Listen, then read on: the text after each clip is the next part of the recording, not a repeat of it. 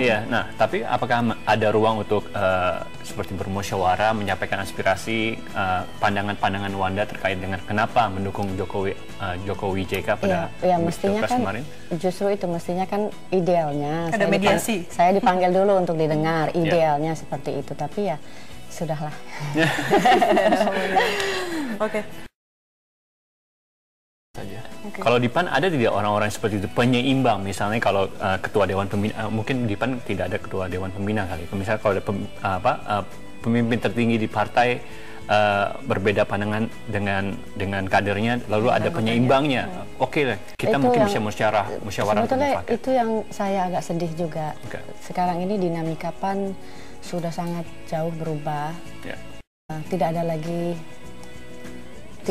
jadi semua yang tidak, saya merasa ya, ini semua yang tidak sependapat gitu ya dengan elit partai, semua disingkirkan. Ini buat saya oligarki semakin besar di PAN, dan ini buat saya berbahaya. Oligarki elit ini mengancam demokrasi gitu. Jadi kalau udah nggak ada penyeimbang, kalau Gerindra masih ada penyeimbang. Oke. Pertanyaan selanjutnya semua pertanyaan orang. Sebetulnya satu lagi ya, saya jadi ingat Pilkada DKI ketika partai memutuskan untuk mendukung Fauzi Bowo, kemudian ada Mas Didi dengan PKS. Jadi apakah mendapatkan sanksi? Jadi Anda bisa lihat konsistensi partai ini seperti apa.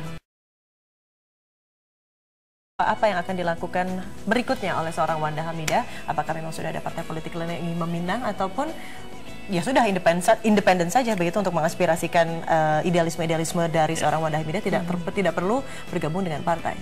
Kalau buat saya pada prinsipnya membela amanat nasional dan membela cita-cita reformasi, memperjuangkan hal-hal tersebut bisa dilakukan baik di partai politik dan di luar partai politik. Jadi sekarang saya ingin fokus melakukan setiap gerakan yang membela hak-hak rakyat. Tapi ada yang mau minang nggak partai?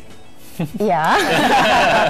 Pastilah ya. Pasti banyak, tapi harus dipertimbangkan secara matang ya, karena saya khawatir ketika banyak partai yang partai baru dan lain-lain sekarang end up-nya 16 tahun kemudian terjadi lagi seperti ini. Itu sejarah berulang kembali karena pemimpin-pemimpinnya nggak belajar. Setiap kader politik harus punya cita-cita. Aimingnya di mana? Dan itu nggak boleh dibungkam. Harus punya cita-cita di jabatan yang tertinggi. Tapi ingat lagi, kita berpartai untuk memperjuangkan hak rakyat, bukan untuk sekedar berkuasa. Itu yang harus diingat. Kadang-kadang orang berpartai just for the sake of power, kemudian melakukan hal-hal yang justru sebaliknya abuse of power. Itu yang sedih.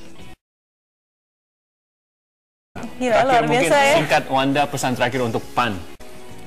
Saya pesan buat masyarakat aja ya, bahwa mari kita sama-sama bergabung untuk siapapun, oligarki elit manapun yang berusaha untuk melakukan pemasungan hak-hak bersuara rakyat harus dilawan. Gitu. Jangan sampai kita kembali di era otoriter gitu. Cukup sampai 98. Terima kasih.